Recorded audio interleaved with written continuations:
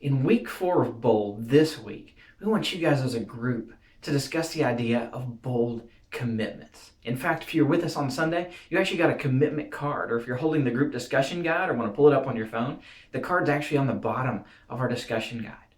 Now, commitment, that's a really, really scary concept. In fact, what we want to unpack tonight and what Chris led into in his sermon on Sunday was the fears and the excuses that challenge us from making commitments in life, some financial and others just in general. In fact, commitments in church world are usually informed by past experience, being burned by a Christian or burned by a church that did something not incredibly integrity filled with your money. So it's a lot like being an investor and having your money in Enron or in the dot-com boom. If you were around during that time, if you had money in those investments, you got burned and it hurt. And your desire to invest going forward is informed by those bad experiences. But what we need to remember is that though there's a big downside to investing in bad investments, there's an equally amazing upside to investing in the right places. And tonight we want to talk about both. We really do want to talk about the bad investments and the good investments.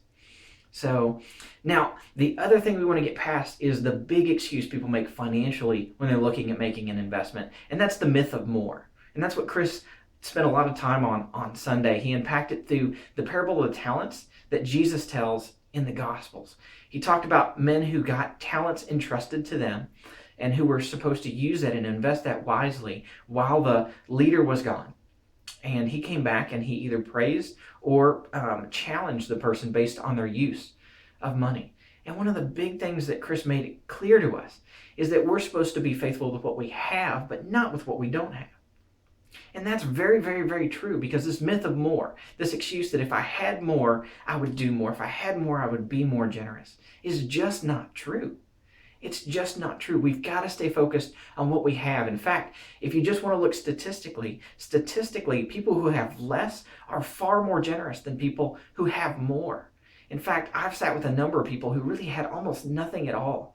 And I'm always astounded at how liberal, how giving they are with the few things they have, whether it's a little bit of food or whether it's a toy, maybe their only toy that they can play with. And they're willing to allow someone else to utilize that.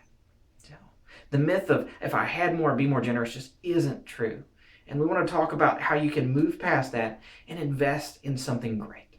In fact, I would challenge you with this thought, that the best investment you can make is investing in something that will outlast you, that will affect people way beyond where you're at. The biggest problem with that is that when we don't have a lot, and me like you, I don't feel like I have a lot. That means investing is going to require sacrifice. And that's where investment really becomes challenging.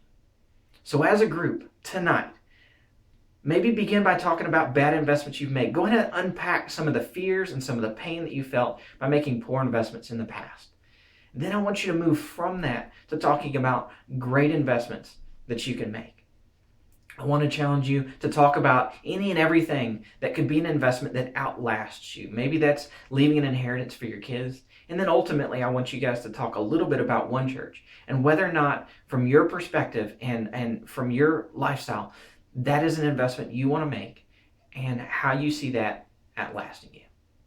I'm glad you guys are with us on this bold journey. We've got one more week left after this, so make the most of your time tonight, and I will see you one more week next week. Thanks.